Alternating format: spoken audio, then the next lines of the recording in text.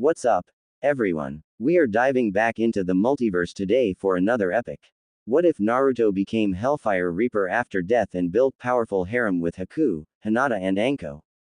Part 2. If you enjoy this story, make sure to hit that like button and subscribe to the channel for more fanfics like this. Now, let's dive right into the fanfic. So, can you run all of that by me again? Kakashi asked with a look of disbelief in his visible eye, not knowing that the wounded Zabuza had the same look on his face as Sasuke stood before their sensei. It had been a day since the battle on the bridge and many things had occurred.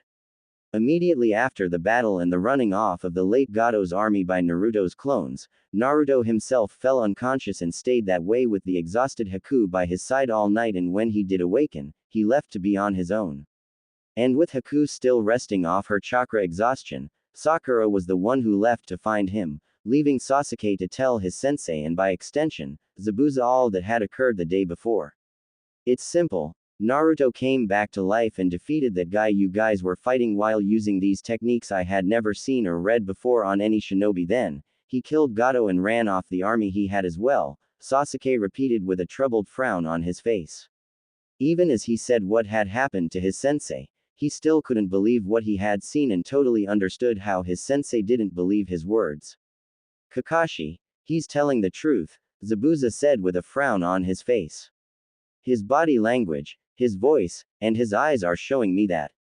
Obviously, you see that as well. I do. It's just, I can't believe that, Kakashi insisted with a stunned look on his face. He had killed so many with a single use of his Reikiri that hearing that Naruto actually survived it and managed to defeat Han was astounding.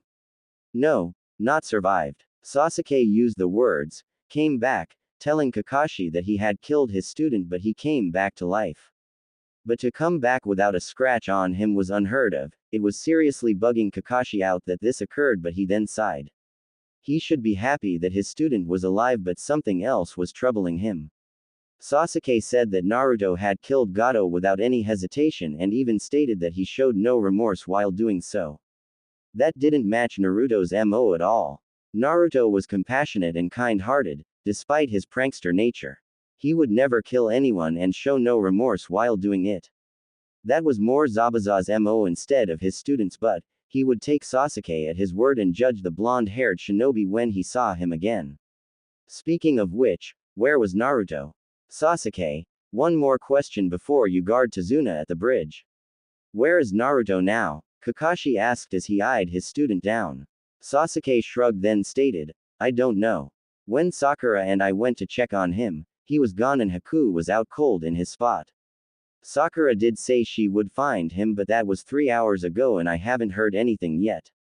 Kakashi nodded and gave Sasuke his thanks and dismissed him, and after a few seconds of thought, he turned his head to Zabuza and asked, so what do you think of this? Zabuza could only smirk as he said, I haven't fully met the Gaki yet, but he saved my life in Haku's, killed Gado, defeated Han, and scared off Gado's army. I like this Gaki more and more I hear of him.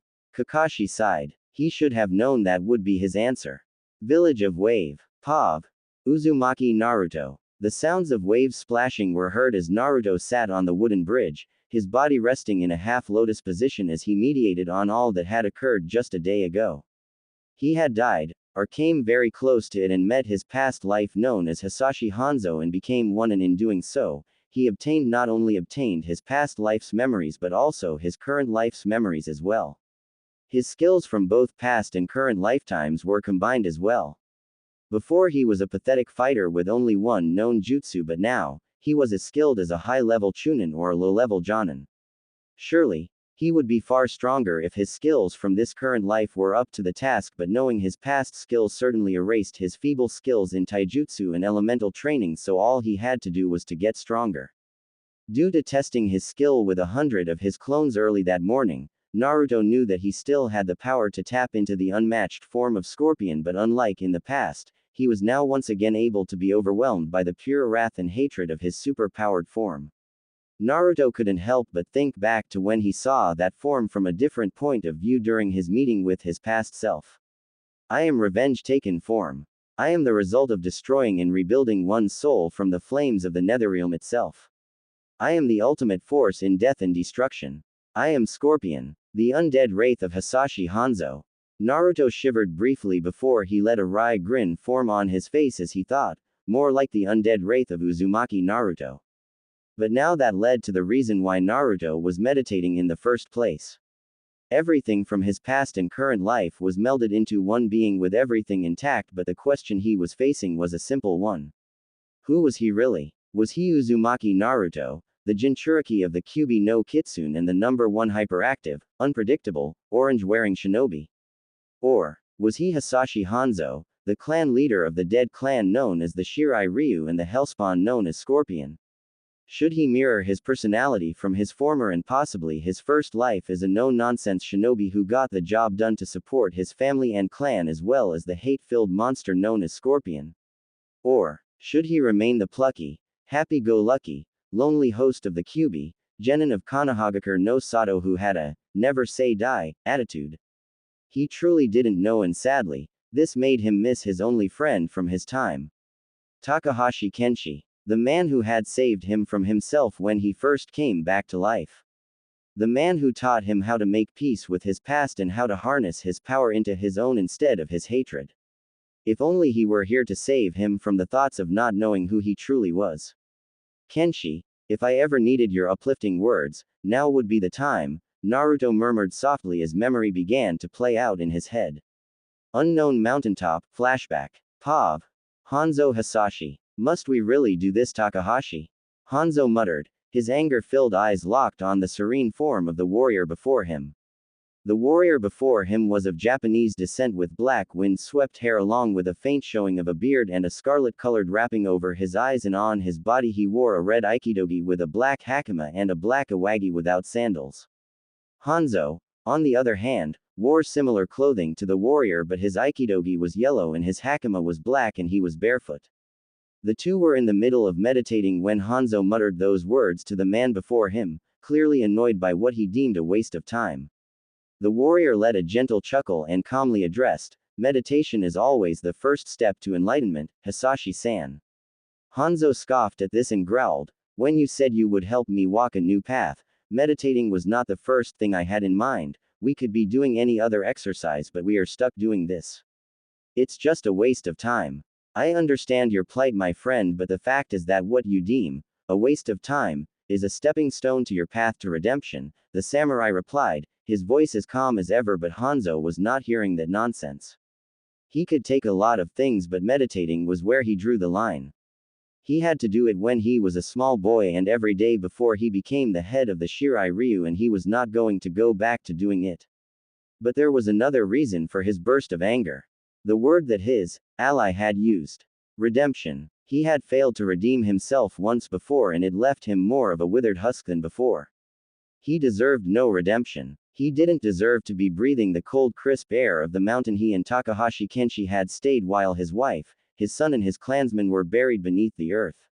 Redemption. Hanzo spat out the word as if it was laced with poison, hints of hellfire burning within his eyes. There is no redemption for me, Takahashi. I lost at the moment I forfeited my family and clan's resurrection by killing Sub-Zero. I should not be alive now. The warrior let out a soft sigh at Hanzo's words and said, but you are alive now. You made a mistake while being blinded by rage. It has happened to the best of us. TCH, you act as if you know how it feels to be blinded by rage. Then again, that would be pretty redundant, wouldn't it, Takahashi? Hanzo scathingly retorted as if trying to goad the blind warrior into some sort of negative emotion. He knew it was wrong to hit below the belt with the sole person who was helping him, but Hanzo felt that familiar itch of rage and bloodlust entering his veins and he could not stop it from bubbling to the surface. But instead of Kenshi taking up his heirloom sento to fight due to his dig at his blindness, the man nearly chuckled and shook his head, as if he was amused by his words. I actually do understand how it feels, the samurai responded, his voice still as calm as it was the moment they had met. Before I lost my sight, I was arrogant. I thought myself invincible and was easily prone to anger when someone questioned my skills or mocked me as you just did. When Shang Tsung played to my pride to retrieve Sento, and because of my pride, it led me to be blinded and my ancestors to his hands.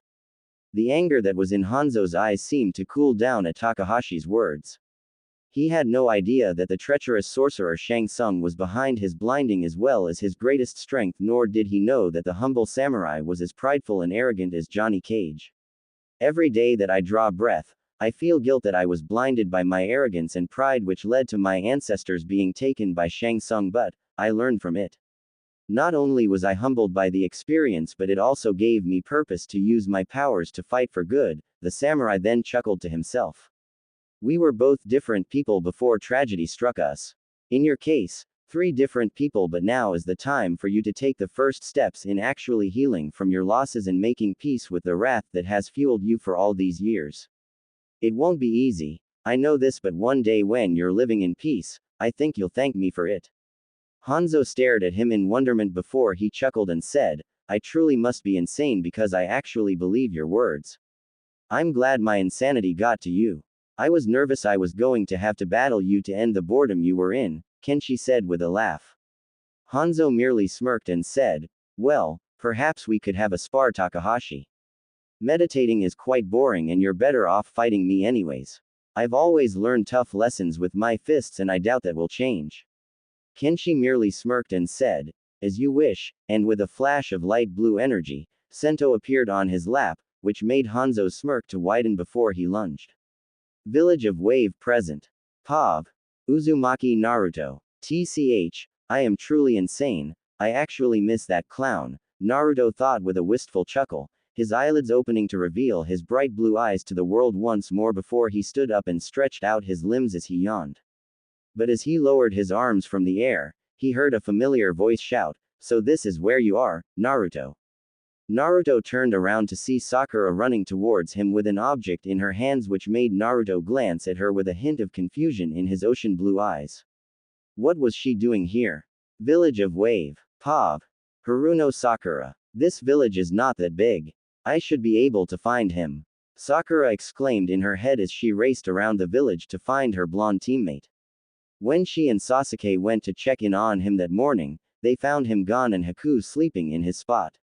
Sasuke offered to go find him, but Sakura told him she could handle it, but when he asked, why do you want to find him? She told him that this was the least she could do after not assisting in yesterday's battle. And while that was true, there was another reason that she had wanted to find Naruto as well. When Naruto came back from the dead, Sakura was elated to see her friend back and immediately assisted Haku when he collapsed after his battle, but during the night, Sakura finally had time to think about all that had happened. When Sakura first met the blonde as a child, she had played with him and even called him cute, but when she told her mother about him, she was spanked and was told that he was a cruel thing that didn't deserve kindness. He deserved to be treated as meanly as possible. And like a good child, she told her brand new friend that they were no longer friends and that she didn't like him one bit. Since then, she had been mean to him. Sure, there were times she was kind enough to put up with him in class, but all the other times, she never hesitated to belittle him and hit him, and go out of her way to make his day miserable. But she never thought she was doing anything wrong. Kiba and Ino were doing the same thing. Hell, everyone in their class used him as their verbal and sometimes physical punching back, except Hinata, Choji, Shikamaru, and Shino. But everyone knew that while Hinata didn't do those things because she had a weird little crush on him, Shino, Choji and Shikamaru didn't do anything mean to him but did avoid him plenty of times. But Sakura had never seen a frown on his face once. He would pout for 3 seconds and then turn back into the lovable goof that would absorb all of their torment. Especially hers. But thanks to Haku's words, she realized that this was a facade. And through this realization, she had another. Sakura also realized that during this entire mission, Naruto was different than his normal self. He was quieter than normal as well as more subdued, and at first, she thought this was due to him being outside of the village, but as she thought back, he seemed more at peace with his surroundings. He was kind and respectful to anyone that he came past. He would work his hands to the bone with Tazuna each and every time they went to the bridge. She even caught him using a clone to play hide and seek with the village kids quite a few times. And when Inari told them about his stepfather dying at Gato's hands, Naruto seemed even more determined and threw himself into all that he did. He never whined and complained like he would in the village. He never backtalked or grumbled behind anyone's back when they gave him an order like he would anyone in the village. All he did was do as he was told and worked his ass off, all with a gentle yet determined smile on his face. Sakura found that odd at first that he could smile when so much sadness was going on around him, but now she realized that he was smiling because he was determined to save this place. He was determined to keep this place from being as sad and lonely as he felt every day in his own damn village. She now realized that the hyperactive, goofball, prankster dead last of their class was actually a sad and lonely kid crying out for attention from those that had shunned him and hurt him. But the thing that really sent her over the edge was that if all of this was true, he put up with their abuse of him simply because he wouldn't be lonely anymore. And the moment he found someone that was kind to him just to be kind, he latched onto that person tightly. And that caused her to cry herself to sleep. The reason she was searching for him was that now was the time for her to change her ways. She was going to put it all on the line and beg for his forgiveness and hope he forgave her. And no matter if he forgave her or not, she was going to make sure that he would never be lonely again.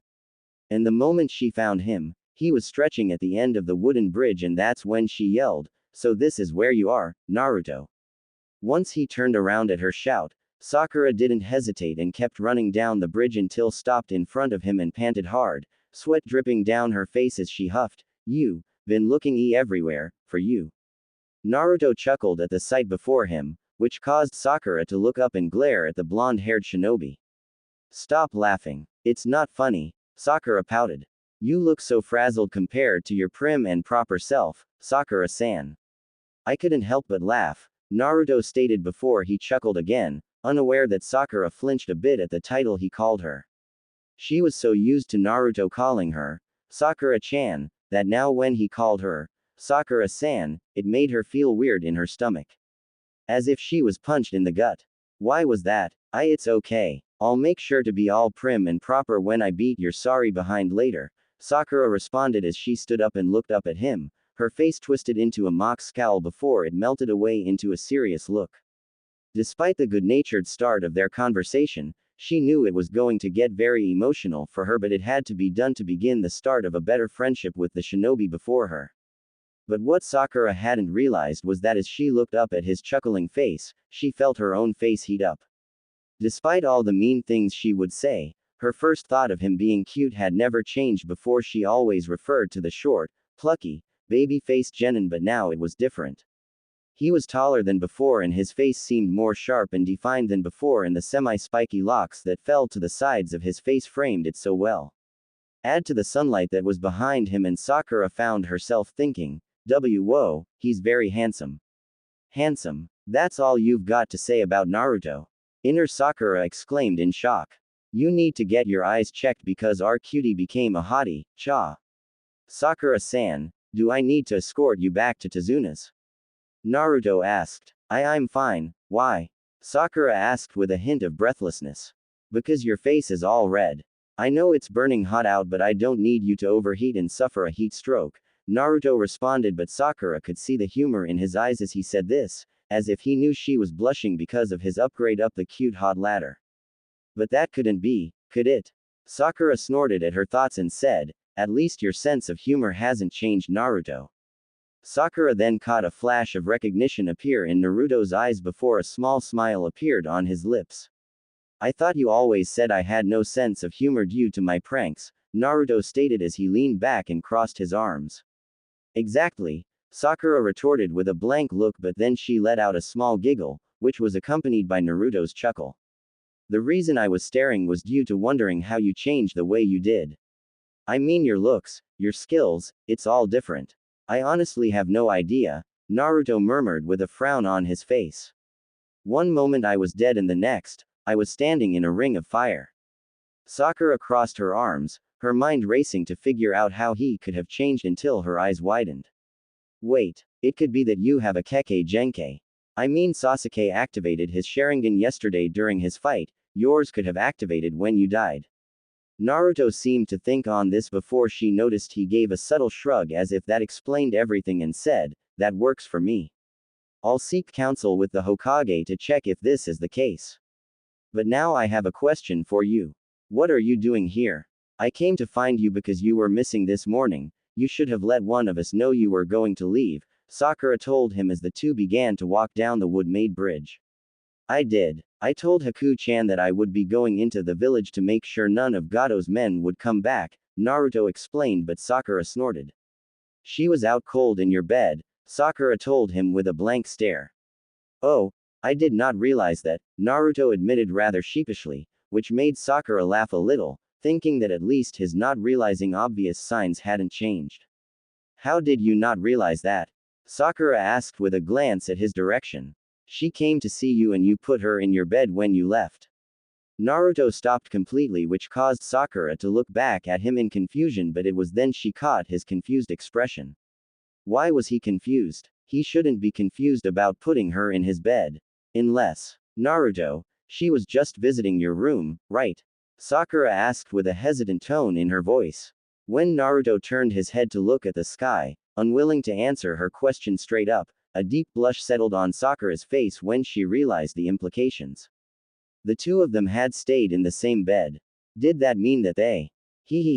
Let's just forget I said anything and move on, Sakura said with a shaky voice, unable to fight down the blush that settled on her face. Naruto nodded in agreement and said, it's starting to get unbearably hot out here. Let's go under the tree over there.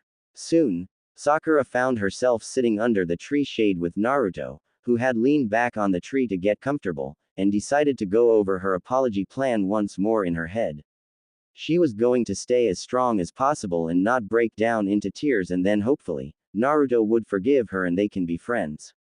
And if not, she would understand but continue to be there if he ever needed her until things changed in the future. Taking a deep breath, Sakura said, Naruto, we need to talk about something important. Haku and I didn't do anything. We stayed up and talked and kissed, that's all, Naruto quickly stated, his voice somewhat panicky and shaky, which caused Sakura to laugh a bit. At least his blurting out things randomly hadn't changed either. But somehow, hearing him say that they didn't do anything made her feel somewhat better, but imagining them kissing had unexpectedly annoyed her, but she let it go due to wanting to get started with her apology. Thanks for telling me, but it's not about that, Sakura said, another blush forcing itself on her face, but this time, she was able to fight it down completely. It's about what happened on the bridge yesterday, as well as before that. She caught the subtle change from relaxed Naruto to on-guard Naruto, and for a moment, she couldn't say a word due to how different he looked. It was as if he was a scorpion, ready and willing to strike her down with one wrong move, and it made her nervous, but she had to push through, so she turned her body enough to face him completely and bowed to the blonde and exclaimed, I just wanted to say I'm sorry. I'm so sorry. Sakura could feel him staring at her, possibly in confusion, but she continued to push through her speech. When Kakashi-sensei said that you died yesterday, I couldn't believe it. You were just one of those people that did dumb things on the fly regularly and lived to talk about it, so at first, I didn't believe him. I thought he was joking, but he wouldn't joke like that in such a serious situation. Yo, stay strong, pink hair. Inner Sakura shouted out within her mind as Sakura continued on with, but when I realized you died, I cried, Naruto. I couldn't stop from crying, but then it got worse.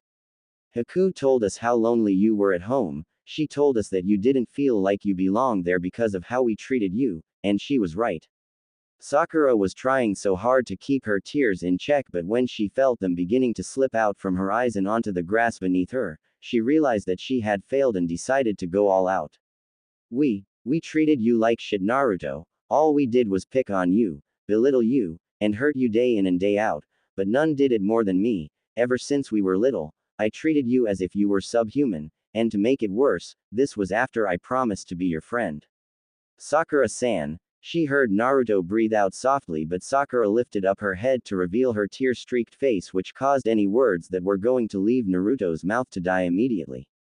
No, don't try to defend what we did. What I did, I was a monster to you, Naruto. All I saw you as was the idiotic, dead last, pranking loser of the class and my own personal verbal and physical punching bag, Sakura admitted with a bitter tone in her voice.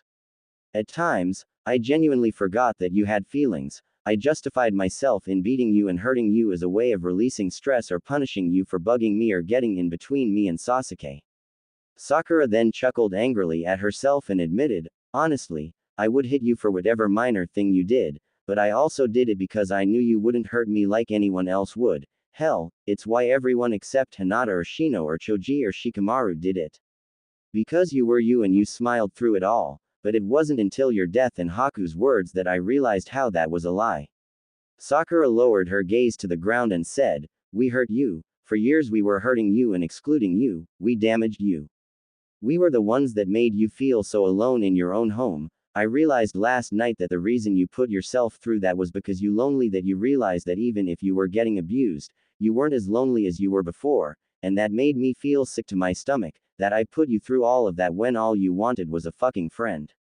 It took you dying for me to realize that all you ever wanted was someone, anyone to be kind to you. Without you going through any type of pain to be with someone. It took going outside of our home and into this depressing situation for you to be happy.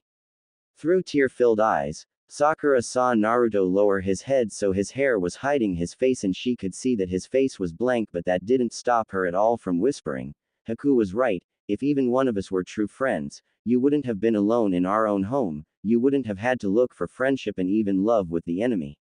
Sakura let out a deep, shaky sigh, seemingly exhausted from all of the emotion she put in her speech, but she knew that she wasn't done just yet. She had a little more to go. Do you know that I noticed how much happier you've been since we've been here? How much hard work you've been doing here? Everyone loves you here. Yesterday after you collapsed, the villagers showed up at Tazuna's place and you know what they did. She watched as one ocean blue eye became visible through Naruto's hair, which made her smile a little bit. They cheered your name the entire night. Not my name or Sasuke's or Sensei's or even Zabuza and Haku's. Yours. Mine? Naruto asked her, his expression frozen in a stunned look. Yours. Sakura confirmed. You have done so much for this village, Naruto. The entire time you worked your ass off for Tazuna and the other workers at the bridge. You made a clone to play with the children, you saved the entire village from Gato and his thugs. Hell, you saved all of our lives because without you coming back, all of us would have died. You should have heard Inari yesterday. Naruto ni is a hero, he said all night. You not only gave Inari back his hope but you made this entire village happy. Haku told me that but I didn't believe it, Naruto whispered in disbelief, but Sakura merely socked his shoulder with a large, sad smile. You better believe it. This place loves you, Naruto, and it's sad because after seeing all that you have done and seeing you put it all on the line and losing it all for a while, you deserve that treatment, not the bullshit we've put you through, Sakura said, her tone going from happy for him back to its sullen state. You deserve better. Not just for all you've done here but for all the shit we put you through back in Konoha, Sakura finished with a gentle smile, now giving the blonde all the room he needed to talk. But while she expecting anything from a smile to a scowl to bragging, all Naruto could ask her was, why tell me all of this now? Was it because I saved your life? Or is it due to you being afraid of me? None of the above, Sakura exclaimed sharply before she lowered her voice to add, I told you all of this because I needed you to know how pathetic and sorry I am for treating you like a subhuman for all these years. I just wish it didn't take you dying for me to realize all of this, but in a way, I have a feeling that I never would have seen the truth. Sakura then moved towards Naruto and said, I apologize but I don't expect you to forgive me now or even ever, all I want to do is let you know that even though you have Haku, you won't be alone anymore. I'll have your back no matter what happens. Naruto stayed silent for what seemed like a lifetime, but without warning he stood up and said, we were both different people before yesterday. I was an annoying prankster seeking attention from everyone at any cost and you were, plain and simple, a bitch. Sakura flinched from the blatant truth in Naruto's words but she remained silent to let him continue. But what happened has happened. You admitted you were wrong in your actions and now, it's my turn to admit that I let it go on. If I had any self-respect then, I would have put you and everyone in their place a long time ago but I needed that attention, you were right, I was lonely and how I handled it was unhealthy and had it continued, I probably would have committed seppuku. Sakura gasped at this admission. If Sakura had eaten this morning, she surely would have thrown up from this reveal. The fact is this, we both made mistakes and now it's time for us to take the first steps in healing from our actions and make peace with them. It will not be easy. Nothing ever is, but it will make things better for the future, but as of right now. She watched as Naruto moved his head from side to side before he turned his head to her and offered, I have a food stand that feeds the children and anyone who needs it. Haku and I normally make the food, but since she isn't here, I figure I would have to do it alone. Sakura was unsure of where Naruto was going with this until he turned his head and gave her a gentle smile, which caused her heart to miss a wanted beat. He held out his hand to her and asked, would you like to assist me today? Elder gods know I need assistance from someone more competent than me. Sakura stared at his vibrant blue eyes until her eyes widened at the realization. He was giving her another shot. He may have not outright say it, but he was giving their friendship another shot. Sakura held back the large smile that wanted to split her face just enough to have a normal smile and took his hand and said, it would be an honor to assist you, Naruto. Village of Wave. Pav. Uzumaki Naruto. 3 hours had passed since Naruto and Sakura's talk, and now the two were walking the dirt trail to Tazuna's house as the sun was high in the sky and Sakura was trailing behind the blonde shinobi deep in thought. They were nearly mobbed by the large crowd that had arrived to greet them at the food stand, but it turned out that they were all there to thank Naruto for all that he had done. Naruto, in a surprising twist, told them that he needed no thanks for his services and that he was only there to help them as long as they needed him. As if that was all they were thanking him for. She couldn't help but smile at how bashful Naruto was from all the praise, but she was very surprised about him as well.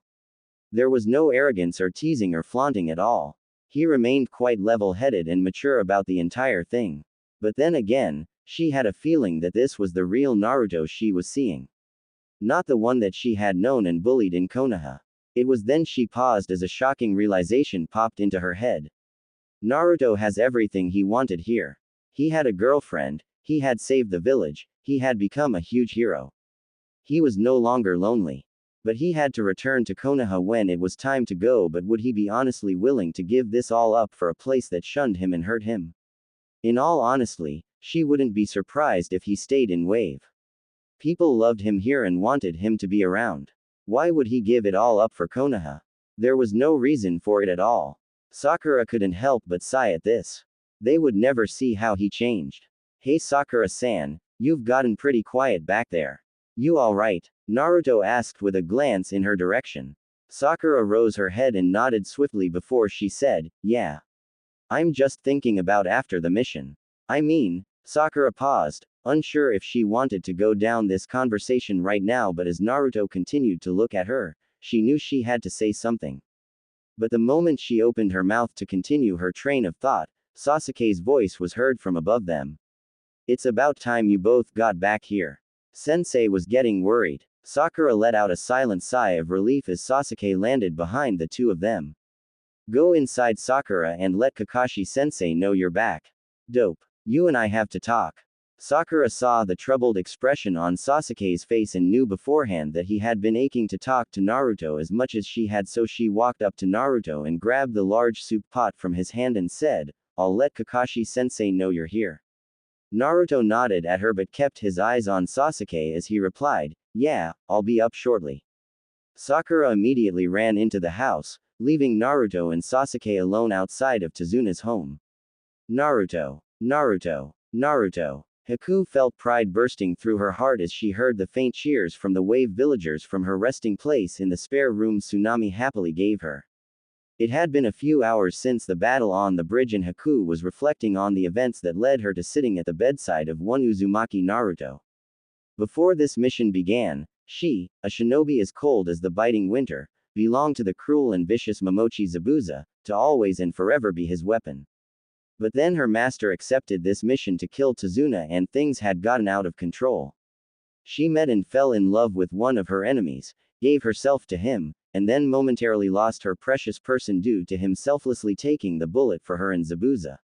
When hope seemed lost during her battle with Han, he returned within an inferno and not only took down Han, forcing him to retreat, but he killed the tyrant Gato and ran off his ruthless gang. It seemed so strange. It had only been a few weeks and you've already changed so much of my life, Haku thought with a gentle smile as she brushed a strand of blonde hair from her precious person's face, but it was then his hand quickly sprung from the covers and latched itself around her wrist tightly, which caused her to gasp in surprise. Suddenly, Naruto's eyes snapped open, but instead of the crystal blue eyes she had come to expect, his eyes were completely white, with no irises in sight, and they were glowing faintly, which caused a brief look of panic to appear on her face. But those eerily glowing white eyes faded away to reveal the worried crystal blues that she had wanted to see. By the elder gods, I am so sorry, Haku-chan. Naruto grievously apologized. Haku could hear the panic in his voice and in his eyes as he swiftly removed himself from her wrist. Haku quickly placed her hands on his cheeks and gently smiled as she reassured him, "It's okay. I'm okay. I promise. I thought someone was going to attack me in my sleep. I should have expected it was you. I am so sorry," Naruto continued. "It's okay. I shouldn't have had my hands so close to your face," Haku gently responded as she shut her eyes briefly, holding back the pain that his grip had caused her wrist. "I'll be fine, I promise." Naruto nodded into her hands and murmured, "I'm sorry if I hurt you. That's the last thing I ever want to do. I know. You proved that today when you." Haku's voice cracked when she thought about what had occurred to Naruto during the incident on the bridge.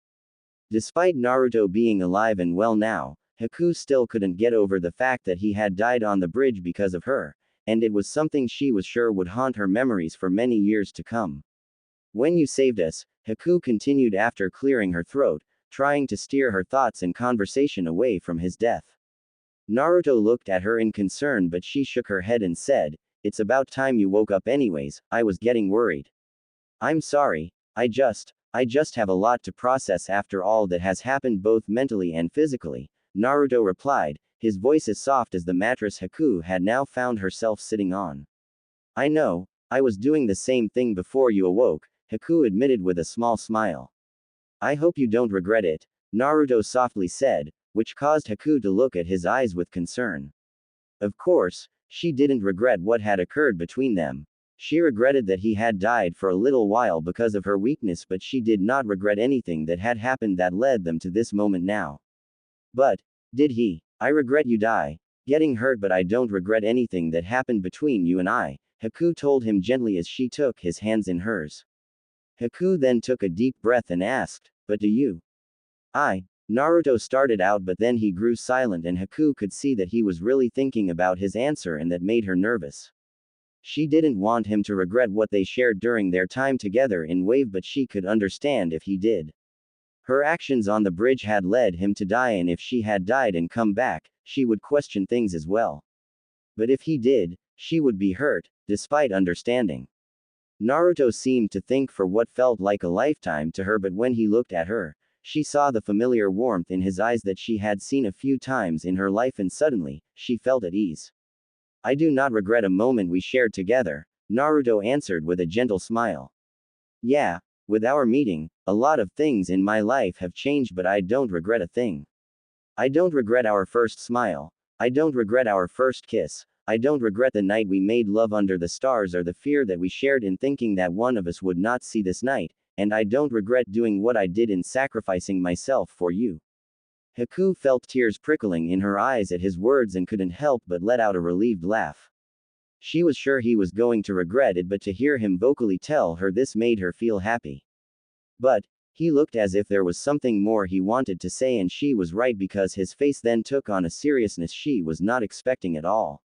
"I don't regret doing what I did, but, in doing what I did, I feel as if I lost who I am, or what I was, and I don't know what to do," Naruto admitted to her as he lowered his head, his voice sounding as lost and unsure as he looked.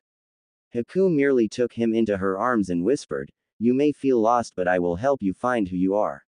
And that is one promise that I shall never break." Village of Wave present. Pav. Hyoden no Haku. Haku-san, are you awake? Haku's eyes slowly opened at hearing her name, and slowly, she leaned up to see Sakura standing in the doorway with a worried look on her face. Haku gave the girl a small smile to ease the worry the pink-haired cherry blossom was feeling. "I've been awake for a little while now. No need to fret. How are you doing, Sakura-san?" Haku asked as her smile shrunk slightly when she saw Sakura's face. It looked as if she had been crying and was a little concerned at the sight.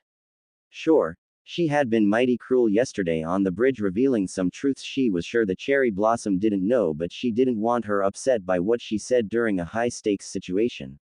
But her brief worries were eased when Sakura answered, "I'm doing okay. Actually, a lot better than okay.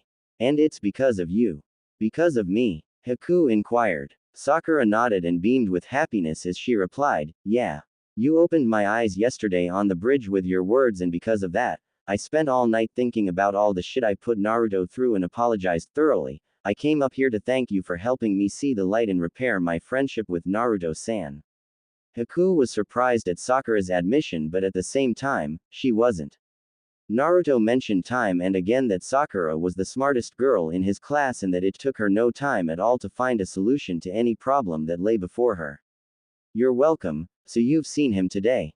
Haku questioned. Sakura nodded and replied, "Yeah, we just got back from feeding everyone in the city with the stuff you two normally make.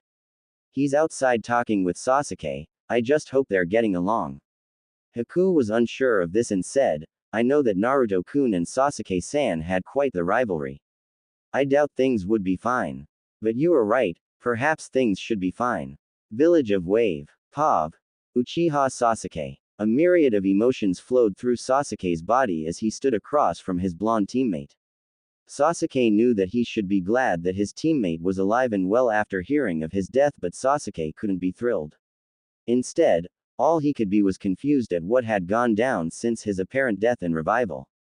Before his death, Naruto could barely fight himself out of a chokehold against a plastic bag, and now the blonde was able to take down a shinobi that took out the triple threat of Zabuza, Haku, and Kakashi. Sasuke couldn't believe that at all. But he saw it happen with his own two eyes. He saw Naruto defeat Han and kill Gato. He saw him reborn through the flame vortex he had created. Whatever this power was, it was able to defeat a shinobi as strong as Han, and it belonged to the hands of an idiot. Naruto didn't deserve that power. He did. He needed that power to kill Itachi, and however Naruto gained it, he would force the blonde to give it to him at any cost. "Sasuke, I don't have all day watching you glare at me. Either tell me what you need so we can finish this quickly or leave." Sasuke snapped back to attention at Naruto's words, which caused him to notice the look of annoyance and impatience on Naruto's face. Something about this made Sasuke scowl at the blonde. "Am I keeping you from something important?" Sasuke asked with narrowed eyes. "Actually yes," Naruto admitted. "Haku-chan is possibly awake and I would like to spend time with her, unless you're ready to stop wasting my time and start talking." Sasuke's scowl deepened at the blonde's words, and with gritted teeth, Sasuke replied, "Listen dope, I'm not wasting your time. I have questions about your revival and new abilities and I want an answer to them." Sasuke watched Naruto's facial expression go from annoyed to blank in less than a moment before he wordlessly turned around and started to walk towards Tsunami's home. Much to Sasuke's anger. "Dope. I want an answer. You can't turn your back on me." Sasuke raged out with balled fists. Sasuke watched as Naruto stopped mid-step and only turned his head enough to stare at him from the corner of his eye and asked, "And why should I give you one, Sasuke?" "Because I need answers." Sasuke instantly responded. "I knew you for years and was able to beat you each and every time we had to spar in class.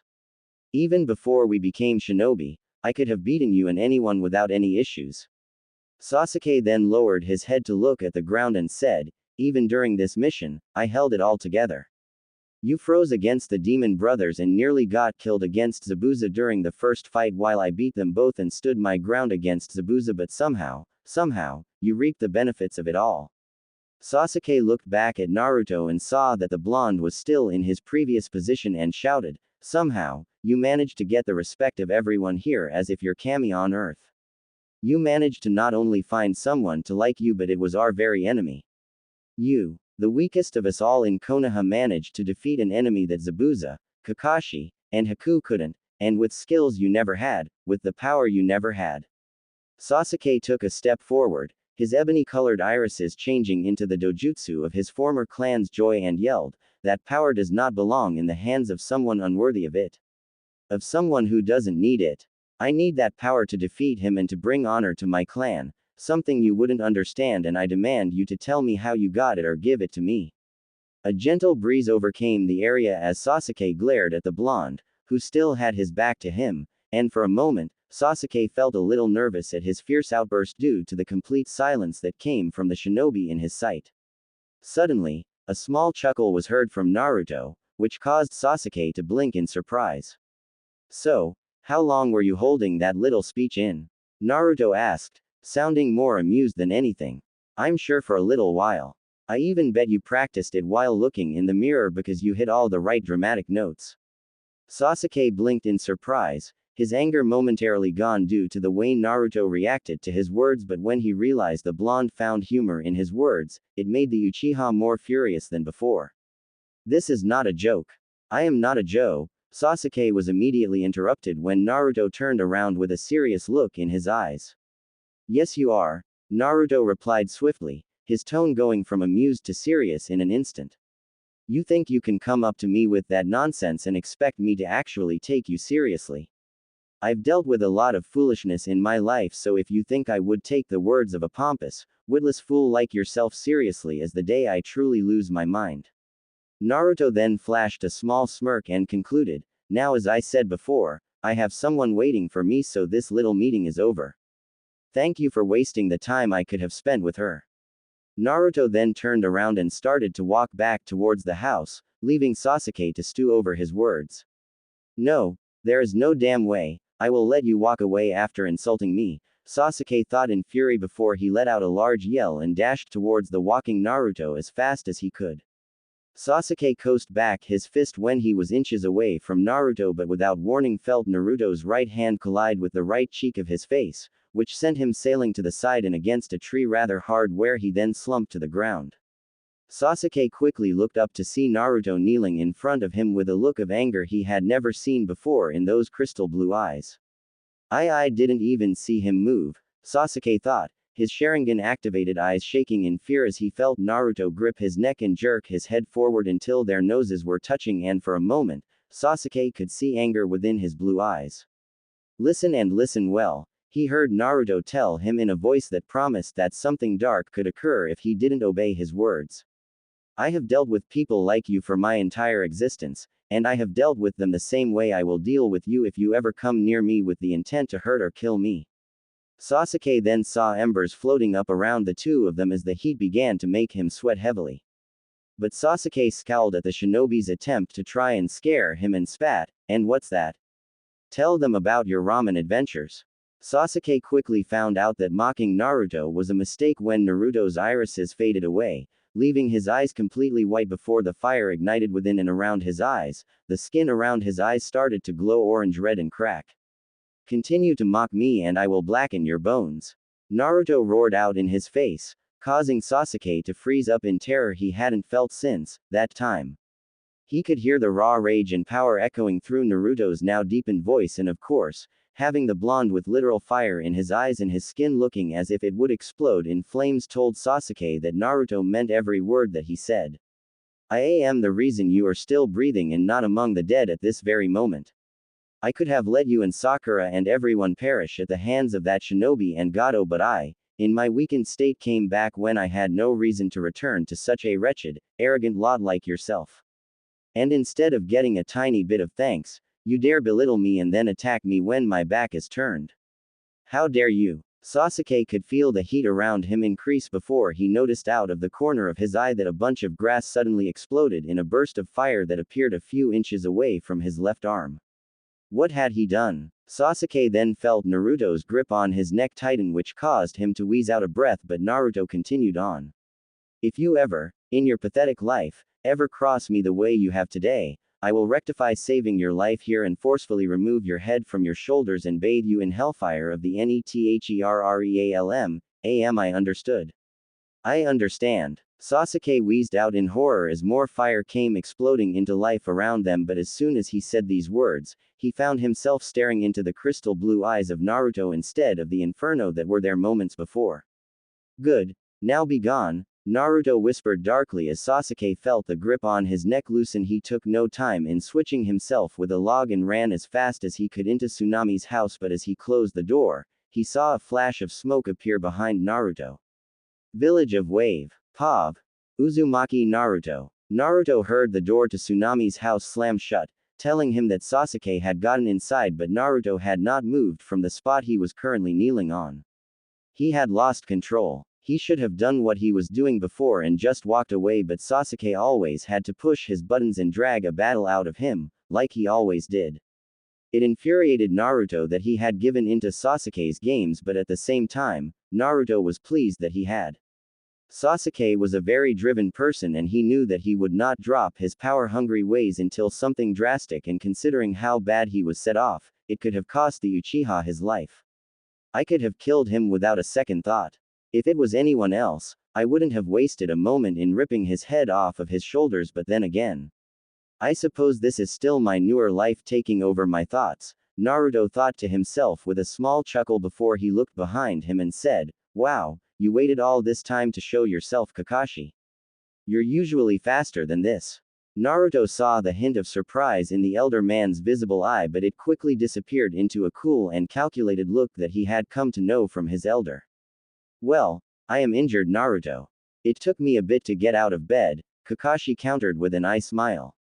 "I suppose. I thought you wanted me to come upstairs to meet with you," Naruto said as he stood up to stare at the silver-haired scarecrow. "I did, but I happened to feel an enormous amount of chakra and decided to check it out. Turns out when I did, I saw you nearly causing an inferno with Sasuke scared out of his mind. I must say, you really live up to your title as unpredictable," Kakashi said with a good-natured chuckle, but this only made Naruto get on his guard. Kakashi's voice and eyes seemed carefree, but his body language looked tense, as if any certain movement would cause Kakashi to snap like a coil, and Naruto understood why his sensei was like this. This was truly the first time he and Kakashi saw each other since the bridge, and the last time Kakashi saw him was when he was dying. Naruto knew that if his old student Takeda had died and returned looking radically different, he would be concerned about whether Raiden or Quan Kai got their filthy hands on him. Naruto leaned against the tree and stared at Kakashi for a long period of time with a frown on his face. "What are you really doing out here?" Naruto questioned. "And don't bother giving me some lame excuse." Kakashi's carefree look quickly morphed into a firm, calculating gaze, and Naruto watched as Kakashi's eye roamed up his body until it reached his face, and with a dark, fierce tone, he asked, "Who are you?" Naruto was taken aback by this question, but as he opened his mouth to respond, Kakashi quickly said, "Don't bother answering that question because I already know the answer. You look like Naruto. There are differences, of course. Namely your facial structure, height, muscle mass, and voice, but the main aesthetics remain the same. Blue eyes, blonde hair, 3 whisker marks on each cheek." Kakashi narrowed his eyes and added, "But the one thing that troubles me the most is your eyes. Before, your eyes held endless excitement and mischief in them. But most of all, they were innocent and carefree. But now, your eyes have a more mature look, as if you've seen a life of endless torture and sorrow with hidden strength as well, something you should never have in your eyes. Even the report of your actions yesterday and your skill tells me you aren't Naruto. Naruto would never kill another, nor did he have the ability to fight someone neither I, Zabuza, or Haku could defeat. You look the part of Naruto, but you aren't him, so who are you?" Naruto scowled and opened his mouth to speak before he slowly closed it and looked to the side, truly unable to answer the shinobi before him. I don't know how to answer that because I don't know who I am," Naruto finally admitted after a few moments of silence, but then he looked at Kakashi dead in the eye. "The last time I knew that, I had your arm sticking inside my chest." Naruto saw Kakashi flinch from this and narrowed his eyes, his mind instantly thinking of more to say to capitalize from this before he added, "The last time I knew who I was when Haku held me in her arms before I died. After that, I had to deal with flames that came from hell itself being forced into my body. It remade me, healed me, molded me into what I am now. It gave me this power over Hellfire." Naruto demonstrated this by igniting his left hand with Hellfire. "You should be happy," Naruto murmured as he glanced at the flames. "Because of this power, I saved our team from being killed by Han and Gato's men." Naruto then closed his hand, thus snuffing out the fire, and then lowered it as he continued, I understand where you're coming from and I understand your concern and I even understand why you are on guard right now, but the one thing I will tell you is this. If I am not Naruto, then tell me why did I come back? Kakashi seemed unsure about his question, but Naruto swiftly followed his question up with, you know what my life was like in Konoha, you know how badly they treated me, if I was not Naruto, why did I come back? Naruto could see Kakashi racing to think of an answer, and just as he saw the silver-haired man's mouth open, Naruto quickly interrupted and said, and before you answer, if I was not Naruto, I wouldn't have saved Haku either. Kakashi's mouth closed at this. You're right about one thing, I'm not Naruto, Naruto admitted. I wasn't Naruto the moment I died, but I came back because I love Haku-chan. I came back because I do not want any of you to die because we are teammates and I could never turn my back on them. I seem to recall learning that, those who break the rules are trash but those who abandon their friends are worse than trash. And I could never stand being worse than trash. He could feel Kakashi's eyes still on him, as if trying to deduce his words before Naruto suddenly heard a small chuckle leave Kakashi's lips, which caused Naruto to glance at him with a frown. What was so funny? You know, now that I listen to you, I can tell you're Naruto, Kakashi started with a look of amusement in his eyes. Yes, you may look different and your attitude and abilities are different, but your heartfelt speeches are something that can't be replicated. I'm glad you approve, Naruto stated with a blank look on his face, but inwardly, he was glad that Kakashi realized that he was somewhat Uzumaki Naruto, even if he himself couldn't feel it. Well, of course, Kakashi stated with a grin before he took a small breath and looked at the clear blue sky. I will say, I am surprised I managed to last this long before exploding, Kakashi suddenly stated with a chuckle, which made Naruto suddenly tense up. But, I am losing chakra and I doubt I can retain this clone any longer. You really took too long coming upstairs, Kakashi said with a small sigh, which made Naruto roll his eyes in annoyance. You're the one who came down and jumped the gun, Kakashi. I could have been up there in a few moments, Naruto responded with a cross of his arms, but Kakashi merely chuckled and gave a carefree shrug. What can I say? I'm impatient, Kakashi chuckled. But there is one thing I do want to tell you before I poof away, so listen carefully. Naruto could hear the seriousness in Kakashi's voice and decided to heed his word and listen to what he was going to say. As your sensei, I can teach you many things.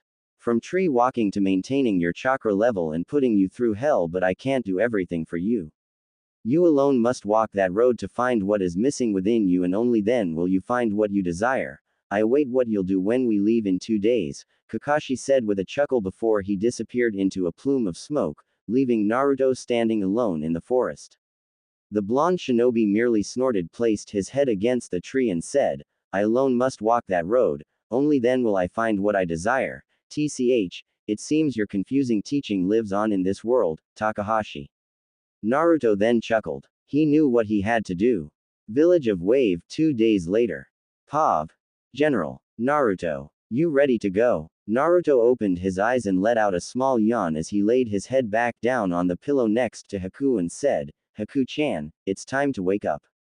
Haku mumbled and snuggled deeper into his chest, which made Naruto chuckle softly and kiss the top of her forehead. Must we really get up to do this? Haku grumbled out as she looked up at the blonde and with a pout. We must. The sooner we do this, the sooner we can get going as well, Naruto replied with a small chuckle.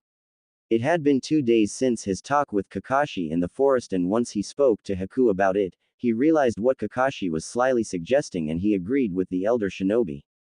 Naruto had to go his own way to find out who he truly was, and trying to do this in Konoha was not going to help him. If anything, what he learned by dealing with Sasuke was that going to Konoha would be more damaging to him than anything. He needed time away to find out who he was. Would he return to Konoha? He didn't know, but as of right now, there was no way he would go back. But Naruto then realized that even though he didn't want to go back, he didn't want to remain in Wave either. As much as he loved the people here and vice versa, he knew that being in Wave would hinder him even more due to feeling such love and affection from Wave's people. No, he wanted to become more familiar with this world he was in now, and the only way he could do that was to explore it and perhaps find himself along the way. Naruto couldn't help but smile a bit at Haku's words when he had finished telling her about his plan to travel to the elemental nations in order to find out who he truly was. I believe I made a promise the other night stating that I will help you find who you are. I don't intend to break that now. When do we leave? And that, followed by the night of them sleeping together, made him mentally smile. He definitely didn't regret sacrificing himself to save her. Just then, Naruto heard the door open and in came Sakura, leaning against the doorway with a blank stare. Naruto, I've been calling you for 10 minutes now, we're ready to go. Naruto leaned up from the bed and said, I know. I'm just trying to wake my bedmate and she's deciding to be lazy. It's not being lazy, it's being comfortable, Haku grumbled as she leaned up off the bed as well while leaning on Naruto's left shoulder. Naruto could see Sakura blush a bit at the fact the two of them were sharing a bed, but it wasn't like they had S*X or anything. They still had on clothing. Regardless, Kakashi-sensei says we need to be out of here by noon and it's almost time, Sakura announced and then left the room as she shouted, Sasuke-kun. It's time to wake up. Naruto chuckled and turned to Haku to say something, but he noticed Haku had a small frown on her face, with her eyes staring at the spot Sakura was standing in moments before. Naruto went to say something, but Haku merely smiled at him and said, Come on, we should get ready as well. Soon, the group of shinobi, sans Zabuza, were standing at the exit of the village just as the sun was rising, to make sure to beat the crowd that would have been around them otherwise, and Kakashi, Sakura, and Sasuke were standing with their backs towards the entrance while Naruto and Haku stood with their backs before the village. Sakura, Sasuke, why don't you guys go wait over there? I just need to speak to Naruto alone for a minute, Kakashi ordered softly as he pointed to the exit of the village. And what about Naruto? Sakura asked, her green eyes flashing from her sensei to Naruto as she said this. Sasuke merely scoffed and walked away from the group and stood outside of the village, not wanting to be anywhere near Naruto at this time due to still being sore about what had happened 2 days before. Naruto looked towards Sakura and for a moment, he didn't know what to say to her.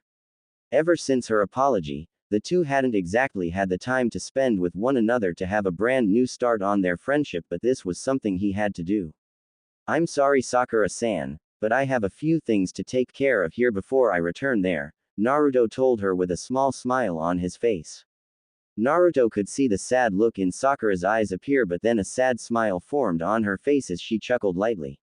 I had a feeling that this could occur. Just take care and come back home when you're ready, Sakura said before she reached out to hug Naruto briefly, which he returned before she walked away to stand near Sasuke. So, I gave you 2 days of space to think about what I said, and from seeing that, I believe you've made your choice, Kakashi said with a serious tone in his voice. Naruto nodded and confirmed, I did, before he reached up and untied the Hinata from his forehead and held it out to Kakashi. I can't return to Konoha until I figure things out about myself.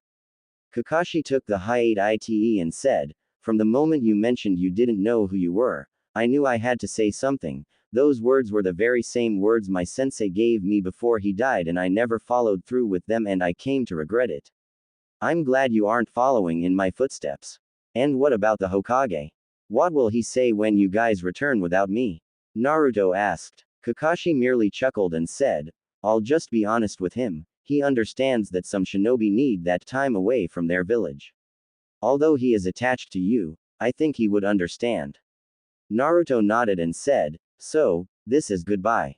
Kakashi laughed as he held out his right hand towards Naruto and corrected, not goodbye, just a brief absence. I have a feeling I'll be seeing you again soon. Take care of yourself, I don't want this to be the last time we see each other. Naruto looked at the hand and clasped his right hand with Kakashi's and replied, you'll see me again Kakashi, I promise you that. Kakashi loosened his hold and said, you promised. Don't break it now. Kakashi nodded at Haku and also said his goodbyes to Tsunami before he glanced at Naruto one last time before walking out of the village with Sakura and Sasuke by his side while Naruto and Haku watched on before the two of them turned around and walked back within the village. But as the two walked back into the village, a certain pink-haired kunoichi turned her head to see Naruto and Haku walk away. Take care Naruto, Sakura thought with a smile. When you come home, I'll make sure things will be better for you, I promise. For Naruto, I will fill this world with light. Where no shinobi, no human should think of their fellow man as mere tools. Zabuza's eyes narrowed slightly as the words from his subordinate, well, his former subordinate had shouted at him during their harrowing time on the bridge. He would never admit it to her, but he was proud of her for finally doing what he had wanted her to do for a long time. She stood up to him and defended her ideals against his own, growing into the kunoichi she should be instead of what he wanted her to be. But despite this issue, there was something that has been angering him about this entire issue, and it was the runt who lit the fire within the heart of the one that matters to him. Who the hell was this kid? He not only rushed into Haku's life but filled her mind and heart with his naive words enough for her to believe him and take on his cause.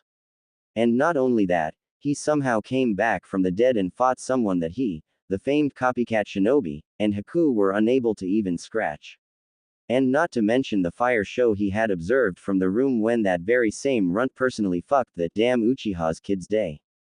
And even before that, he spent all night listening to the village shout his name in victory. Just what is so special about you, Uzumaki Naruto? Zabuza thought as he stared down at his right hand, which was still trembling from the light pain it was still in, and he quickly balled his fist in anger. Haku had told him that the runt's mission was to fill the world with light, where everyone, no matter who they were, would be treated with respect and not like tools. Bring light to the world, huh? Such a naive thought, Zabuza muttered before he heard the door unlock. Zabuza turned his head to the now opening door and in came Tsunami, holding some medical items on a silver platter. Hello, Zabuza-san, the woman said with a bright smile, which only caused Zabuza to frown in reply beneath his mask.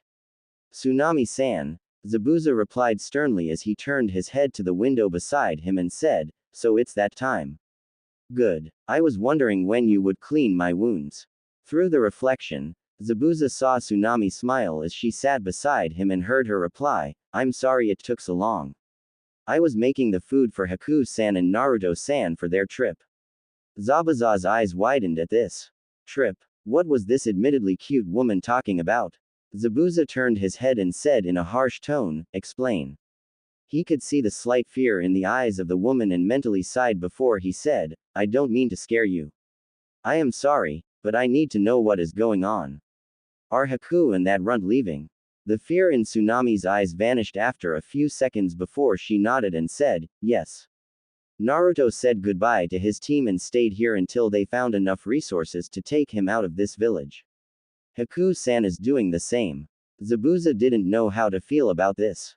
On the one hand, he knew Haku was not going to leave with him once their mission ended on the bride, but on the other hand, he didn't want her to leave this village with him. How the hell did she know if he could defend her in case things went wrong? Zabuza was told about what Naruto had done, but there was no way he could ever leave her in the hands of someone that he wasn't sure could defend her. Zabuza looked Tsunami straight in the eye and asked as slowly as possible, where are they now? Konohagakure no Sato. Pav.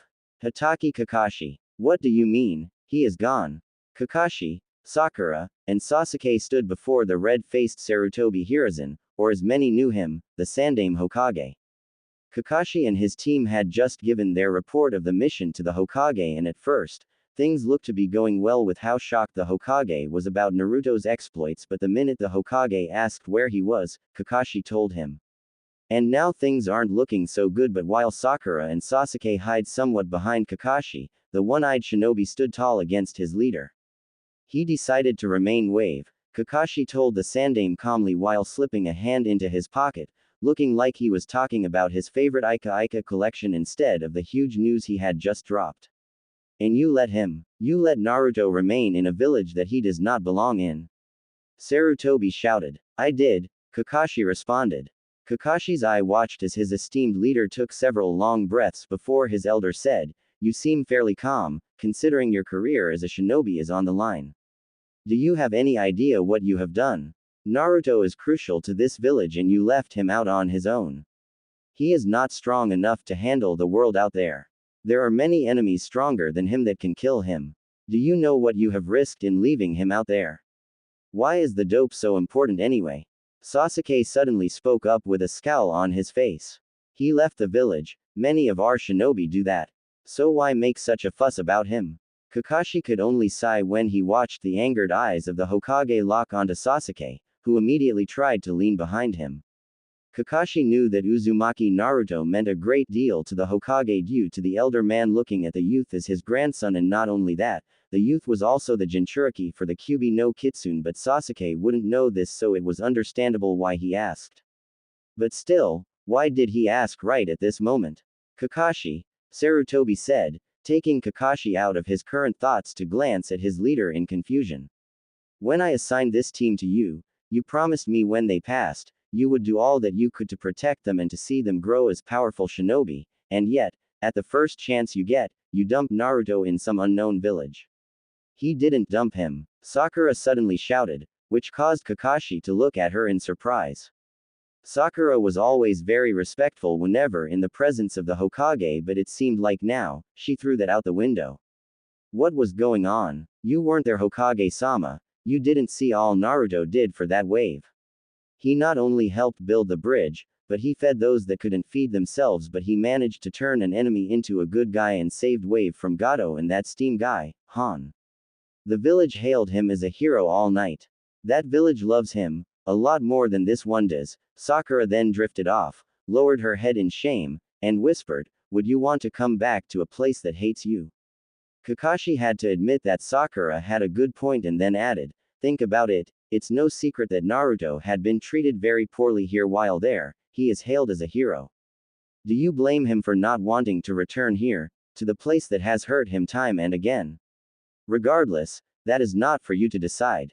He is a shinobi of this village and as such, he needs to come back at any and all costs, the Hokage replied with a firm tone. Haruno, Uchiha, I want the both of you to bring me Yuhi Kurenai, Maida Guy, and Sarutobi Asuma immediately. Kakashi was confused by this request, but then he realized that he was trying to get rid of them to talk privately, so with a glance at Sakura and Sasuke, he nodded at them and said, that was an order. Get out of here. Sakura and Sasuke nodded and quickly left the room, leaving Kakashi and the Hokage alone. The air was tense as the two men eyed each other in the room, and Kakashi was unsure what was going to happen left, but he refused to show his nervousness. Instead, Kakashi began to think. What was going to happen? After a few more seconds passed, Sarutobi closed his eyes and said, I know that you know of Naruto's heritage, we have spoken of it many times. From when I denied you adopting him to reluctantly letting you guard him, you had begged me for years for him to be with you, and when I finally relented, you let him leave. Why? Kakashi remained quiet for several seconds before he said, because every shinobi, whether genin or jonin, has the choice to decide what they want in their shinobi life. Naruto felt lost. After all that had happened, he didn't know who he was anymore. He died, Hokage-sama, he came back and not only defeated Han, but he took the life of Gato. And as Sakura and I mentioned, he's a hero there. Kakashi looked up at the ceiling and let out a weary sigh. I want him here, I want to be able to be his sensei and to teach him all that he needs, Kakashi continued. But I want him to find himself in a place where people actually want him and treat him as the hero he truly is, compared to him being here where people treat him like he's nothing. Kakashi then looked at the elder Hokage as the older man said, I know that you are trying to treat Naruto as Minato treated you after all you had gone through. However, despite you being his father's final student and his son's sensei, in the end, I made a promise to Kushina and Minato. They asked me to look after him, not you, and that is what I plan to do. Starting by removing the chance I gave you, you are no longer the sensei of Uzumaki Naruto. Kakashi's eye widened in horror at this. What? Kakashi stammered as the cool facade he always wore cracked at this news. You heard me, Sarutobi remarked. You are no longer Uzumaki Naruto's sensei. I hate that it had to come to this, but the fact of the matter is that I gave you a chance after your years of pleading for it and you let me down. Haruno-san and Uchiha-san are your sole responsibilities now. Hokage-sama, please reconsider. Kakashi stated as he took a step forward. There aren't any other shinobi that are able to teach him. In your case, you are correct, Sarutobi responded with a hint of anger, which made Kakashi lower his head in anger. Then who will teach him? Kakashi asked with a bitter tone in his voice, and as if Kami hated him more, the door behind him was kicked open and an exhausted Mitarashi Anko came walking through the door with a scroll in her hand. "Hey old man," Kakashi heard her say before he heard her say to him, "Sup scarecrow. Living the good life as a sensei." Kakashi could only let out another sigh. It wasn't that he didn't like Anko. Truth was, she was one of his good friends in the village. The issue was that this was not a good time for her to come in and interrupt before he could determine who would be Naruto's new sensei. "Ah, Anko-san, just the person I was waiting for. How was the assignment?" Sarutobi asked, to which Kakashi watched Anko shrug while she placed the scroll on the desk. "Well, everything is taken care of. I managed to get all the info you needed and all I had to do was kill 4 out of 5 of them before the final one cracked. We should be taking down the leak very soon." Kakashi watched as Sarutobi grabbed the scroll, opened it, and then rolled it up after a few minutes as he said, "You have done a good job Anko-san, such a loyal, skilled shinobi, don't you think, Kakashi?" "That goes without saying, Hokage-sama," Kakashi uttered with a frown beneath his mouth. "Even good enough to take on a student?" Sarutobi asked him, which made Kakashi's eyes widen in surprise, along with Anko's as well. Kakashi knew exactly where this was going and immediately opened his mouth to speak out against it, but Anko beat him to it. "You fucking kidding me?" Anko shouted. "Me, a sensei? That's a good joke, Hokage-sama, but I'm not interested in being a sensei to no snot-nosed brat. I do feel bad Anko-san, but Uzumaki Naruto does need a sensei and Kakashi has proven incapable of training him," the Hokage replied. "I need someone I can trust to train him Anko, and I have chosen you. You have earned that." Kakashi could see the look of both awe and annoyance on Anko's face, and honestly, Kakashi couldn't blame her for either.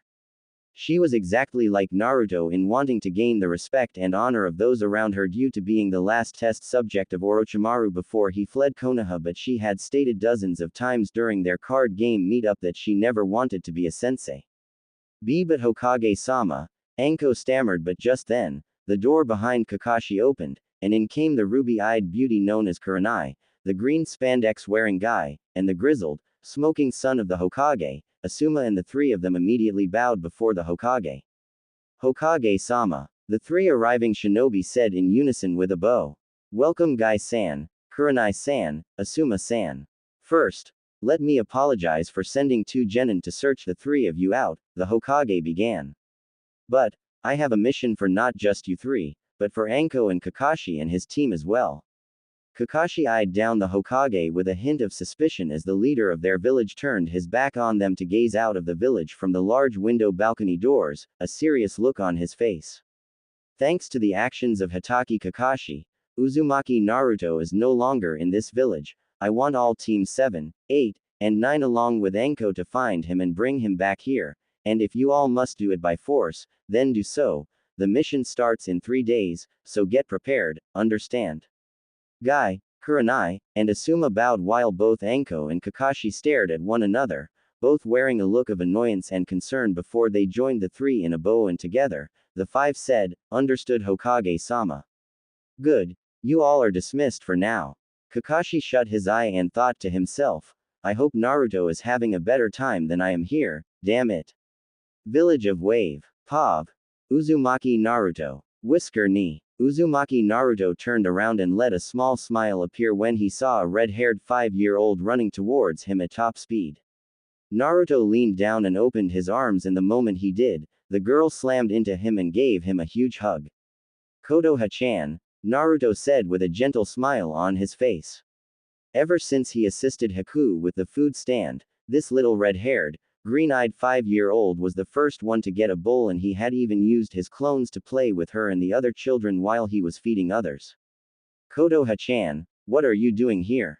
I thought Haku-chan went to find some new clothes for you," Naruto stated with a stern look on his face, his eyes resting on her ratty, torn gray dress that was on the girl. He knew from Haku that this little girl was orphaned, her parents being killed by Gato during his reign of terror, and something within him didn't want to leave her so alone, so he took it upon himself, while he remained in Wave, to watch after her. "She was Whisker Ni, but I wanted to see you, so I ran away." The girl responded with a sweet smile on her face, which caused Naruto to let out a small, but tender smile. As nice as it is for you to want to spend time with me, you shouldn't have run, Naruto told her, but before a frown could appear on her face, he quickly added, tell you what, you and I can go find Haku-chan and we can all go to find a new outfit for you. Naruto found it hard to keep the stern look on his face, but inwardly, he smiled when the girl's eyes brightened in excitement before she nodded rapidly. Naruto rose back to his feet and rubbed her red hair before he held out his hand to her, which she grabbed with both hands, and together, the two began to walk. As the pair walked through the village, many of the citizens within it waved happily at the youth, and some even came up for him to try out the various foods or trinkets that were offered, which made Naruto smile at this. After living years of being the pariah in Konoha and his entire former life as the loner specter in Hell as Scorpion, it felt great to be wanted, and that only made his heart hurt because sooner or later, he and Haku were going to leave from this place. But if I am to find out who I truly am, I must leave this place, despite how wonderful these people have been to me, Naruto thought to himself as he waved back at a waving men who were leaving the bridge after a hard day's work. Suddenly, he felt Kotoha's hand grip his hand slightly and he turned his head to look at her, but instead of the bright smile that he had become accustomed to, her face filled with fear. Kotoha-chan, are you okay? Naruto asked her gently, his ocean blue irises gazing down at the small girl. The girl began to shift herself behind Naruto, which only caused him to frown curiously before he looked up to see Zabuza standing in the middle of town, his blade hosted on his back, but Naruto could clearly see that Zabuza was still injured due to the bandages wrapped around his chest and torso, and a few feet behind Zabuza was a clone holding Haku within a water orb. Uzumaki Naruto, you might want to let the little one go, Zabuza breathed out, his hand gripping the hilt of his Kubikiri Hako before his eyes narrowed. Because the two of us have a score to settle. Why was she here? Sakura always found herself outside of his door whenever she went around a jog through the village. She knew that he wasn't there anymore. He was out of the village now, he wouldn't be at his rundown apartment. But Sakura couldn't help herself. She missed him. I just need to get him out of my head, Sakura said with a small sigh as she turned away to head away, but just as she did, the door suddenly opened and to her surprise, Naruto was behind it. Sakura's eyes widened in shock. He was back. Sakura couldn't express the disbelief and joy in her chest at the sight of him standing in his doorway, but he was shirtless and his was wet, as if he had gotten out of the shower minutes before. Sakura could feel her cheeks heat up as she gazed at his muscular form, but before she could say anything, Naruto came out of his apartment and pushed her against the wall before his lips claimed hers in a deep kiss. Sakura was shocked by this but instantly wrapped her arms around his shoulders, his name leaving her lips in a moan. She could feel Naruto's hands lift her up against the wall and she instantly wrapped her legs around his hips. She could feel Naruto carry her into his place and she felt herself being lowered on his bed, and as she opened her mouth, she felt his lips against her neck. She could feel his left hand between her legs as his lips licked and bit at her neck, and the moment she felt his fingers dip into her, she gasped out in sweet agony at the intense pleasure that flew through her. Please Naruto-kun, Sakura panted out, feeling his fingers teasingly rub against her inner walls slowly. She bit her bottom lip and squeezed the sheets beneath her as he started to pump his fingers in and out of her at a quicker pace, and it was leaving her mewling and moaning his name, realizing that she needed more of him. She wanted to drown in his desire for her. But then he removed his fingers from within her, and at first she was confused. She looked down to see why he had stopped when she felt his tongue enter her, and it was then she let out a sob of pleasure. Kohonagakur no Sato, Haruno residence. Pav. Haruno Sakura. Sakura woke up with a gasp, her face burning hot as sweat dripped down her face. What the hell? She stammered, her chest rising and falling rapidly. She had decided to take a nap after she had completed her mission to gather Team 8, Team 9, and Team 10 Sensei, but had she known she would have that dream, she wouldn't have taken that nap. She lowered her gaze and felt her ears burning as remembered Naruto's hand between her legs. She could remember his lips against hers in that bruising kiss and his lips against her neck.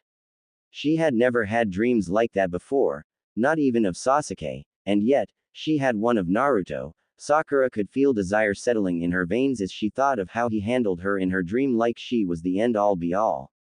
I need to go for a walk, Sakura stated. But first, a very cold bath needed to occur. Kohonagakur no Sato. Pav.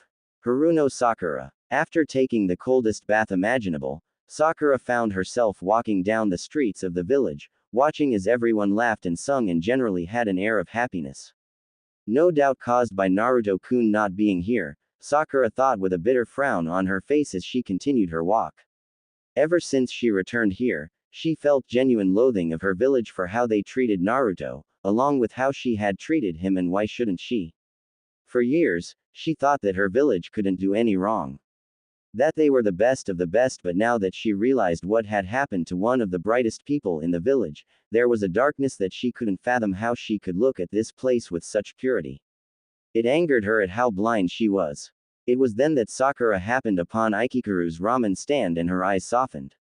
She knew that Naruto loved this place when he was here and loved the folks that were running it as well. Well, might as well see what made him love this place, Sakura sighed. Sakura walked into the stand and saw not only a brown-haired 18-year-old woman hard at work but also the Hyuga princess, Hyuga Hinata, eating some ramen as well. She didn't take Hinata as a ramen girl. Ah, welcome to Ikikaru's. I'm Ayame and I would love to take your order. Unfortunately, I have to make a delivery. Why don't you take a seat and choose what you want, and when I return, we can get you settled. Ayame said with a bright smile on her face. All right, good luck, Sakura said to Ayame before the woman rushed out, leaving Hinata and Sakura alone in the shop. Taking Ayame's advice, Sakura sat down on the stool beside Hinata and said, "Hello Hinata-san." Hinata turned her head, finished the rest of her noodles, and stuttered, "Hello Sakura-san.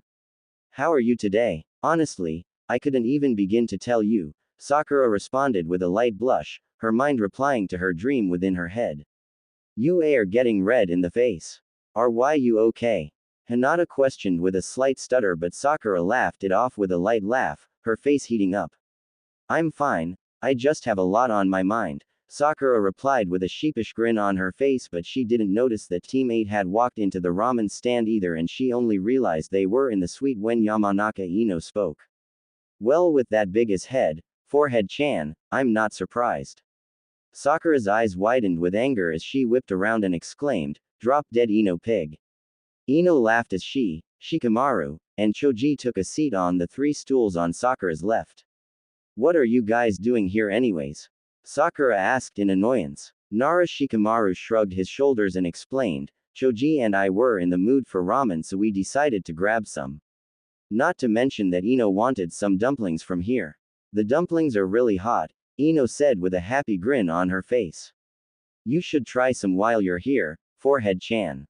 Sakura rolled her eyes at Ino but inwardly took her suggestion into consideration. "Meanwhile, we apparently got an A- rank mission today," Choji said with a proud tone, deciding to start up a conversation after a moment of silence. Sakura turned to Choji curiously and replied, "An A rank? So soon? Well, congrats, but what's the mission?" Ino huffed a bit and said, "You should know. It's about that blonde baka Naruto. You know, the one you guys left in Wave." Sakura froze up in shock at Ino's words, but no one noticed that Hinata's chopsticks stopped just above the nice hot broth. What do you mean?" Sakura said with a tone that told everyone in the room that to not joke around.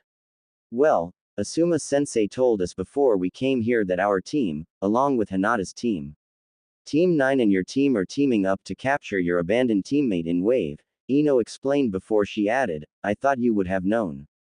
Considering I took a nap soon after gathering Kurenai-san and Gai-san. No, I wouldn't know. But you keep saying that word. Abandoned. What the hell do you mean by that?" Sakura asked with a frown on her face.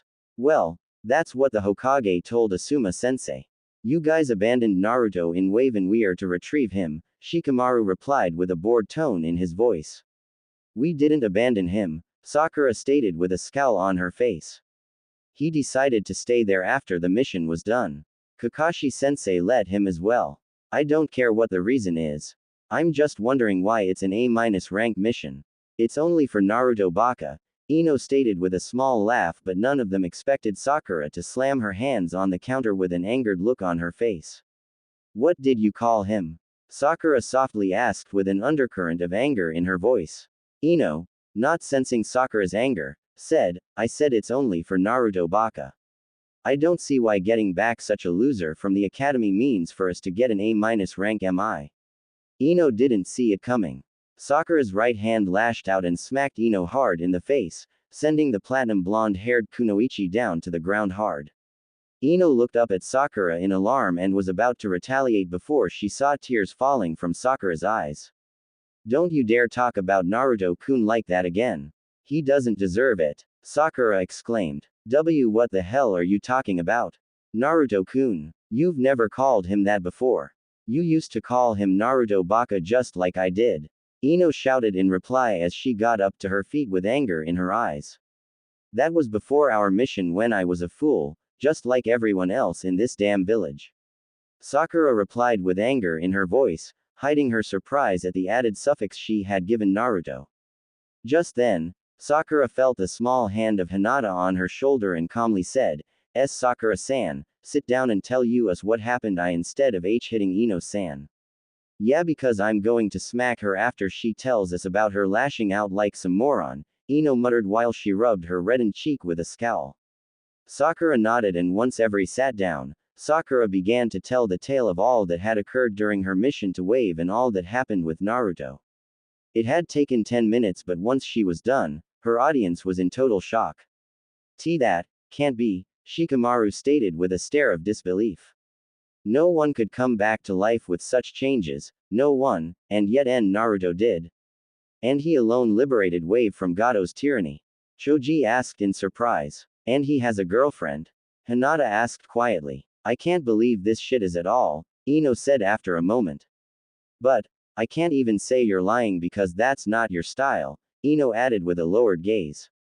Sakura nodded and said, that's why I got so pissed at you. Naruto-kun had gone through so much shit here and he was finally happy, and now I learn we have to drag him back here. Back to this hellhole, he had finally escaped. How fair is that? It's not, Choji muttered softly before he said, but that's the Hokage. You have to obey his orders. Sakura sighed and said, I wonder why Kakashi-sensei didn't tell me about the mission at all. He normally tells us right away. Because I was going to tell you until someone jumped the gun, Kakashi's voice suddenly rang through the shop. Everyone turned to see Kakashi standing in the opening of the shop, with Sasuke by his side. Ino's eyes shined immediately at the sight of Sasuke, but Sakura could only look at Kakashi with a frown on her face. Just then, Ayame came from the back room and chirped, I am back and, wow, quite a few more guests. Why don't you guys sit down so I can take your orders? Village of Wave. Pav.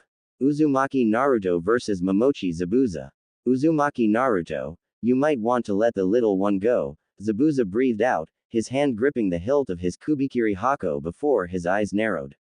Because the two of us have a score to settle. Naruto growled and said, Kotoha-chan, I need you to go someplace safe. I have something to do. The little girl nodded and ran off into a story nearby, leaving Naruto and Zabuza to face one another. Zabuza, despite the rough start, I have no qualms with you, however, if you do not release Haku-chan, I will have an issue with you drawing breath. Small words for a small gaki, Zabuza stated as he stabbed his blade into the ground. As I told you, we have a score to settle, because of you, I lost my tool, therefore, I have an issue with you. If you can beat me, I will surrender Haku to you and let you two leave here, if I win. I will kill you and Haku will stay my tool, and trust me, I will make sure you have no heroic revival. Very well, Naruto darkly replied. Good, then let us begin, Zabuza stated with a smirk. You make the first move, Zabuza added while he crossed his arms. Immediately, Naruto dashed forward and attempted to punch the Zabuza's face, but the Nuke Nin maneuvered around the fist and aimed a quick jab at Naruto's face. Naruto quickly sidestepped Zabuza's right fist and blocked two quick jabs from the larger man with his hands before dashing backward to avoid the sharp knee that would have rocketed him in the air. But despite his quick dash back, Zabuza chased after him, and when he got close, Zabuza threw the right jab towards the genin, but Naruto took the hit, swiftly moved back, and responded with an uppercut which would have hit Zabuza had the man not backflipped in time to avoid it. Zabuza quickly dashed forward and attempted to punch Naruto twice in the face, only for Naruto to easily avoid the first punch and duck the second, where Naruto landed a hard uppercut that sent Zabuza skidding backward into a fruit stand, which exploded upon impact. Zabuza growled at the burst of pain in his chest and quickly rose to his feet as Naruto stared at him. Zabuza dashed forward and started to deliver several quick jabs in rapid succession, causing Naruto to block the punches with his forearms along with dodging them until he saw his opening and countered with an uppercut. Zabuza dodged once again by dashing backward 3 times before he charged forward and slammed his shoulder against Naruto's chest, only for Naruto to explode into smoke. A clone, Zabuza spat. You are far too weak to fight me right now, Naruto's voice said from behind Zabuza. But if you're done toying around, are you ready to continue? Zabuza growled and confirmed, ready to continue, before both he and Naruto dashed towards one another, and the moment they met, the two shinobi began to trade blows back and forth. Zabuza threw a right hook, but Naruto was able to block the hook with his right fist before he leapt up to try and knee Zabuza underneath his chin. Zabuza dashed back to avoid the knee and aimed a straight kick to Naruto's chest, but Naruto jumped above his outstretched foot and drop-kicked Zabuza in the face. Both Zabuza and Naruto fell to the ground, but Naruto flipped to his feet as Zabuza did the same. Zabuza ducked Naruto's attempted kick, dashed forward and tackled Naruto off his feet and onto the ground. Naruto moved his head to avoid the elbow that was aimed at his face and landed a solid right hook to Zabuza's face, knocking Zabuza's head to the left, where he quickly leaned forward and wrapped Zabuza's head into a choke lock with his left arm. Zabuza punched the left side of Naruto's body 3 times before Zabuza forced himself to his feet, therefore lifting Naruto into the air before Zabuza placed both hands on Naruto's chest and shoved Naruto backward as Naruto let go of his arm. Naruto landed on his feet and easily moved from left to right to avoid the next few jabs before he purposely punched Zabuza's fist, sending the man's arm back, and then performed a backflip with Hellfire wrapped around his feet, which ground against Zabuza's chest before it collided with the bottom of Zabuza's chin. Zabuza flew into the air and smacked down against the ground as Naruto landed on his feet and crossed his arms. I thought you were ready to take this seriously. Naruto taunted as Zabuza struggled to get onto his feet. The crowd watching was stunned by the show of their champion and challenger and began to cheer loudly as Zabuza rose to his feet. We done with the warm-up? Naruto asked once the applause died down. Done with the warm-up, Zabuza responded. Naruto instantly got on guard. The true battle was just beginning. The crowd was quiet as mice as Wave's champion, Uzumaki Naruto, was standing across from his opponent, the past master of the champion's girlfriend, the demon of the hidden mist, Momochi Zabuza. A few feet away from the crowd, the object of the battle, the Hyoten user, Haku, watched on with fear in her eyes as the man she thought of as a father and the shinobi that she was in love with stood across from one another, their faces locked in a scowl as the true battle was going to start. But the most confusing thing about this was, despite the fact that Zabuza was known for his prowess with his weapon, the Kubikiri Hako, he hadn't touched it since the moment he stabbed it through the ground. Naruto-kun, Zabuza, please, stop this, Haku thought, her eyes filling with unshed tears before one fell down her right cheek, and right when the tear hit her jaw, Zabuza and Naruto charged at one another with a shout. Zabuza and Naruto met with a flurry of fists and kicks thrown at such an extreme rate, many people couldn't see their limbs at all. Zabuza blocked Naruto's left jab with his right forearm before he launched his own left jab, but Naruto leaned back just enough to avoid it before Naruto was kicked hard in the chest, sending the genin skidding backward on his feet. Naruto quickly leapt into the and delivered a flying kick to Zabuza's face, causing Zabuza to stagger back. Zabuza quickly grabbed the right hook Naruto aimed at his face and quickly tossed Naruto over his shoulder. Naruto landed on with his back towards Zabuza and quickly turned around and lunged both of his hands forward, and 2 thick strands of Hellfire shot out from his wrist and towards Zabuza. Zabuza grabbed the hilt of his sword and pulled it from the ground and quickly swung it just as the 2 streams of Hellfire got close, knocking the streams into the air where they quickly vanished.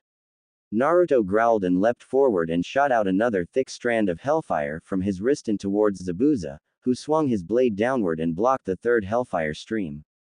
Naruto, however, anticipated this and swiftly ran towards Zabuza with his feet ignited and quickly jumped up and kicked Zabuza in the chest with his flame-covered feet, causing Zabuza to drop his sword as he flew back and collide through a brick wall. Naruto landed on the ground and then flipped up to his feet, where he then grabbed the blade and threw it as hard as possible through the hole Zabuza had made.